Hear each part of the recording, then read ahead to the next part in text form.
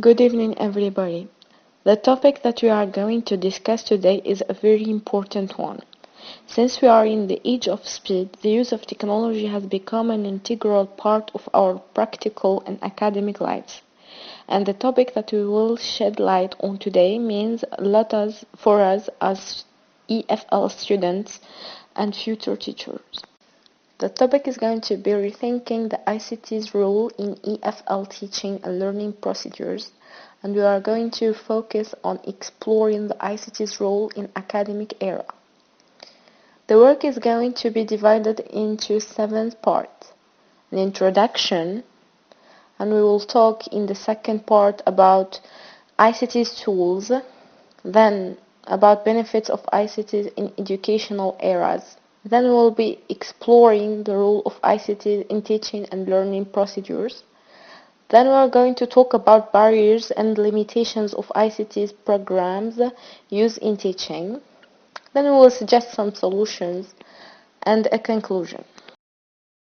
After traditional education was interrupted by quarantine measures in most countries of the world, the coronavirus pandemic necessitated a fundamental transformation, not only in terms of how people interact with each other, but also in how students are taught around the world. UNESCO stated that the closure of educational institutions is affecting more than half of the world's students. Out of the impasse, educational institutions around the world have restored to distance e-learning techniques. Online learning, also known as e-learning, is the type of learning that uses the computers and internet with accessibility, connectivity, and flexibility, and the ability to provoke different kinds of learning interactions. For that, it is seen as an innovation that arisen in the teaching methods, not only in the learning materials delivery, but also in the abilities of various learners' competences. The trend towards developing this kind of online education in various institutions over the world is usually increasing, in the line with developments in the field of communication and information technology, ICT.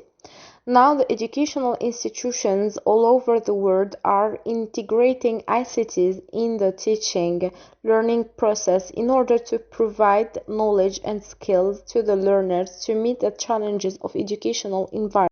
The present era is the age of technology. Due to the advent of ICT, life has become easier. During the last few decades, there has been a tremendous growth of the use of ICT in all fields such as industries, businesses, societies, lives of people, and education.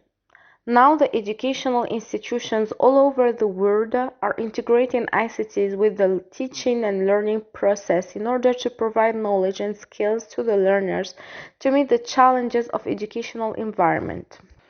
Kofi Annan, the former United Nations Secretary General, pointed out that in order to attain the goal of universal primary education by the year 2005, we must ensure that information and communication technologies unlock the door of education systems.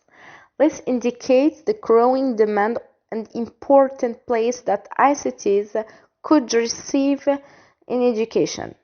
Since ICTs provide greater opportunity for both teachers and students to adjust learning and teaching to individual needs, so it is necessary to integrate ICT's application in schools' education.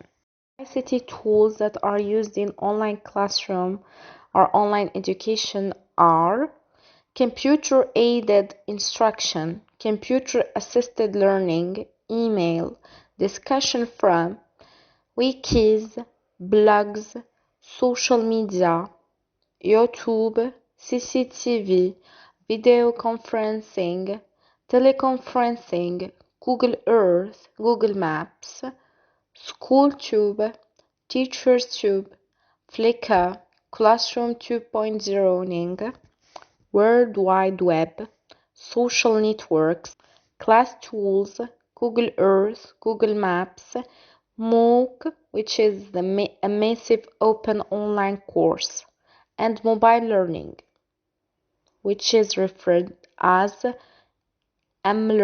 While concerning the advantages of using ICT in education, as we pointed out previously, the internet provides students with the tools they need to discover and own knowledge, and gives students the hooks and templates they need to fasten information to the long-term memory. These are some advantages of students using ICT.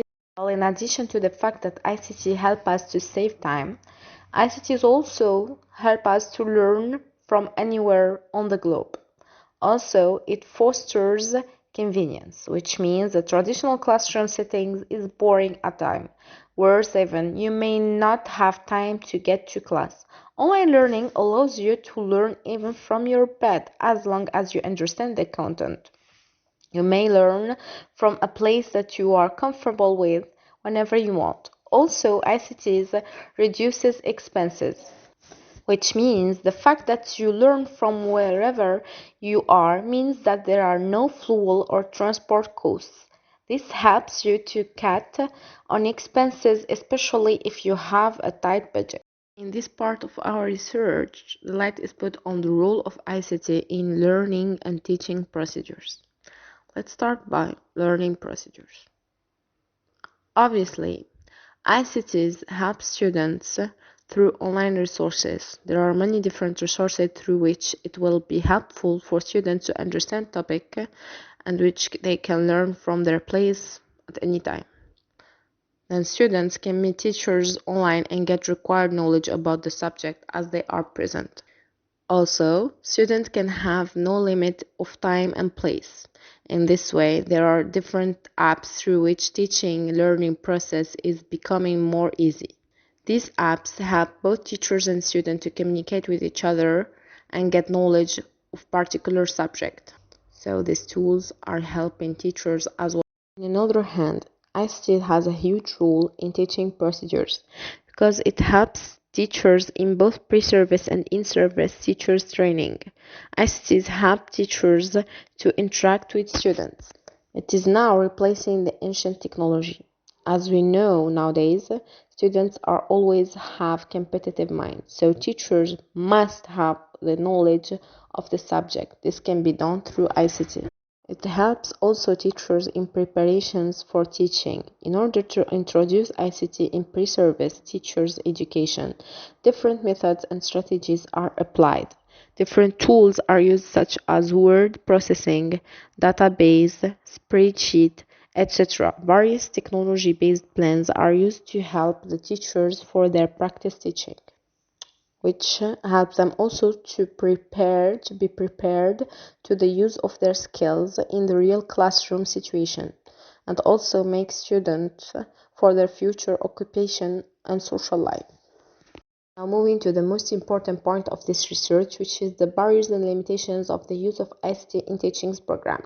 Why I'm saying that it is the most important point, because many researches has been done talking about the role, the benefits, advantages of ICTs and its integration in the educational era. But only few researches has been done talking about limitations and challenges found in when integrated it.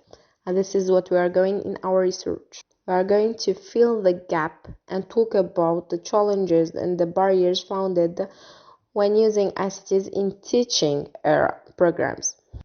The first challenge is the lack of training from government, which makes the teachers clueless on how to integrate ICT properly, and the lack of qualified teachers to teach ICT in schools. The demand for ICT learning has been tremendous, and the number of teachers who are trained to teach ICT cannot meet the demand. There are more students willing to be taught computing skills than there are teachers to transfer the skills. And with the new subsidiary ICTs introduced at A level, the situation is very worse. The second challenge is lack of computers. Computers are still very expensive, and despite spirited efforts by government, there still remains a big percentage of the schools unable to purchase computers for use by their students. The third challenge is obsolete computers that lower the morale of both the teacher and the student. It is very common to find some school using very old computers running on Win 98 or Win 2000, for example. As you know, technology keeps on evolving and advancing at a high rate. New programs are made every time. For example, most of the schools are still using Microsoft Office 2003, such that the current version of the program is Office 2003. I mean, we are 10 years behind the rest of the world. The last challenge is the lack of internet or slow connectivity. Most schools are not enabled to connect to the World Wide Web due to the high cost involved in the connectivity. Now, last and not last, these are supposed solutions to the issue of integrating ICT in educational areas. One of the solutions is to take a holistic approach towards the development of ICT in education plans and policies. This includes support for ICTs at both the national and the individual school level. This includes measures such as involving educational stakeholders in how to integrate ICT skills in the curriculum, or to tape teachers to help develop policy. To end up, the one must admit that teaching occupies an honorable position in the society. ICT helps the teacher to update the new knowledge, skills, to use the new digital tools and resources. ICT also provides countries and pacifies the opportunity to transform teaching, learning, and learning practices in schools. The need for this transformation is urgent, given the increasingly globalized world in which students and teachers now live. Without it, as a future graduates, they could end up as a part of workforce that cannot keep up with the demands of the 21st century. Thank you for listening, guys. I hope that the content of this video helped you to get a knowledge about ICT.